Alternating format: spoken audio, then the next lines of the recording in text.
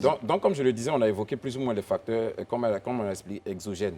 Maintenant, quand on finit de dire ça, ça veut dire que ces facteurs qui, pour moi, ont un impact, que ce soit en Côte d'Ivoire, que ce soit en Israël, que ce soit en Chine, que ce soit au Japon. Aujourd'hui, tout le monde est confronté à cette situation-là et vit la même situation d'inflation. Si aujourd'hui nous sommes à pratiquement 3% d'inflation, qui est en dessous de la norme communautaire. D'autres niveaux qui sont encore plus élevés qu'ici. Voilà, on a 4,5% en Côte d'Ivoire, on a même 14% le Japon, on est pratiquement à 12% d'inflation. Bon, je ne vais pas revenir dessus. Mais je veux vous dire aussi que nous-mêmes en interne, il faut avoir l'honnêteté de se regarder dans un miroir et de se le dire. Nous, les Ivoiriens, nous sommes omnibulés par la cupidité. Je me rappelle qu'il y a des années en arrière, on avait près d'une trentaine de barrages quand on quittait Daloa pour arriver à Abidjan. Et ça justifiait le coût des marchandises quand les dames arrivaient, parce qu'elles estimaient qu'elles dépensaient beaucoup à des barrages. Mais Brice, aujourd'hui, tu prends ta voiture, tu peux faire l'essai un samedi matin, tu roules sans aucun barrage jusqu'à Daloa, sans aucun, je dis bien, où on t'arrête pour te demander quoi que ce soit. Mais cela n'a pas un impact sur le coût. Au contraire, quand les dames arrivent ici, elles font de la surenchère. Avant, on disait par exemple qu'il y avait Avant, on disait qu'il y avait des soucis pour acheminer les denrées alimentaires parce qu'il y avait des soucis de route. Ça, nous tous, on est unanimes.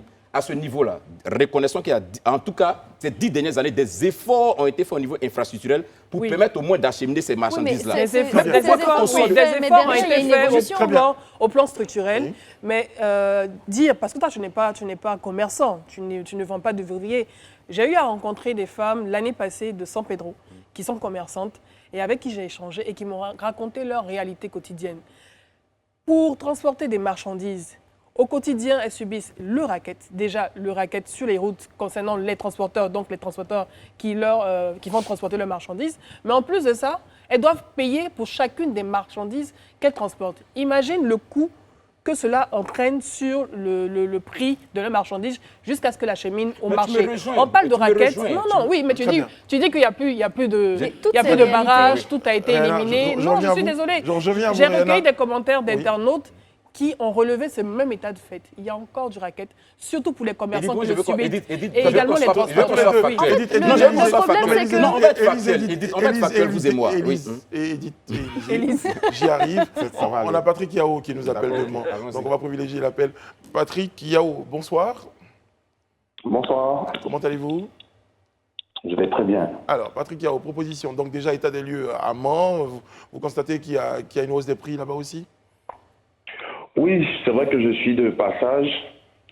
Je sillonne un peu la Côte d'Ivoire parce que je ne suis pas vraiment en place, mais c'est un constat qui a été fait depuis tout le temps. Donc vous avez eu le temps de voir à travers donc, vos différentes escales, vous avez eu le temps de constater que cette hausse-là est un peu généralisée. Alors vous, de façon très concrète, qu'est-ce que vous proposez pour qu'on puisse faire face à cette situation?